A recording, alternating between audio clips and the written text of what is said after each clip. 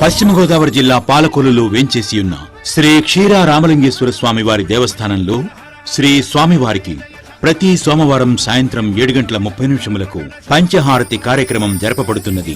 కాశీ శ్రీశైలం తర్వాత స్వామివారి సన్నిధిలో జరుగుతున్నది.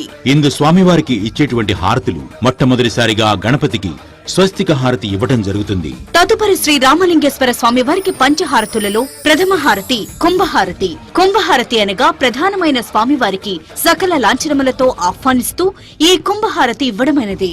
శ్రీ స్వామివారి శరీరమునందు ఉండే అత్యంత ప్రీతికరమైన ఆభరణములను హారతిగా ఇవ్వడం జరుగుచున్నది.